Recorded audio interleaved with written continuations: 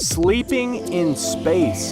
How do they do it? Recently, there were big-name investors who have paid a good chunk of change in order to be able to take a trip into space. It seems like a really cool experience, but have you ever stopped to think about how they are going to sleep once they get there? See, there are several things about sleeping in space that are very different than here on Earth.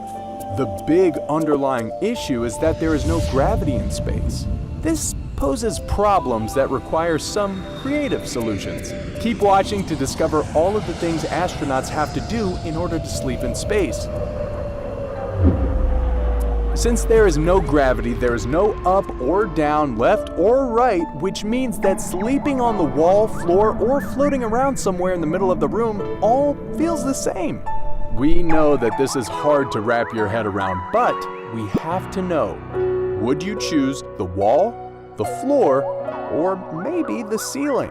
Now the real question is, if there are no beds, where do astronauts sleep? Well, in the shuttle, while they are heading to their destination, many astronauts describe it as a really close slumber party because there is hardly any room to spread out. However, if they are going to the International Space Station, each astronaut has their own crew cabin once they get there, and the slumber party is over.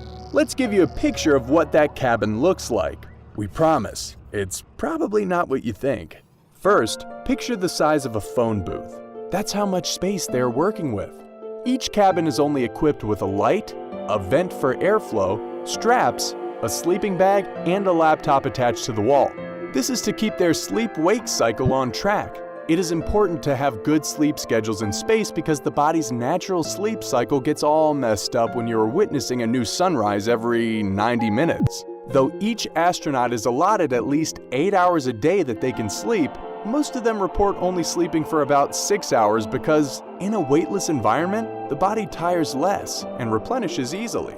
So back to those earplugs and sleep masks that we were talking about. They wear these eye masks partly because there are lights everywhere in the space station and for the constant sunrises, but also to help with what they call fireworks shows.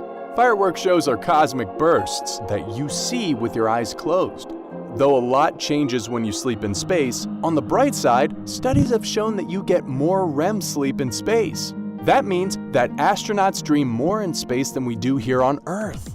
Now, if the astronauts sometimes have a hard time sleeping, they have a few options. First, they have access to sleep therapists here on Earth 24 hours a day. The therapists use behavioral techniques to help the astronaut fall asleep and improve their sleep hygiene.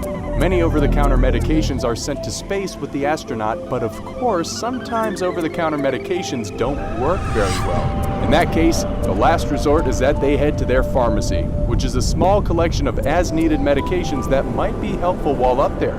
All of the medications that astronauts have access to are tested on each of them before they go up to space to make sure that they don't have any bad reactions while away from the help they would need. Like a hospital, for example. Specifically for sleep, astronauts have the access to take Zolpidem, a prescription sleep aid. Look, we know that all this sounds like a lot to just go to sleep, but when you are rapidly spinning around the Earth, sleep is more important than you would think. Well, there you have it. Everything you need to know about sleeping in space. I don't know, do you think you could do it? Let us know in the comments below. And if you would like to see more great content like this, head over to our channel and subscribe.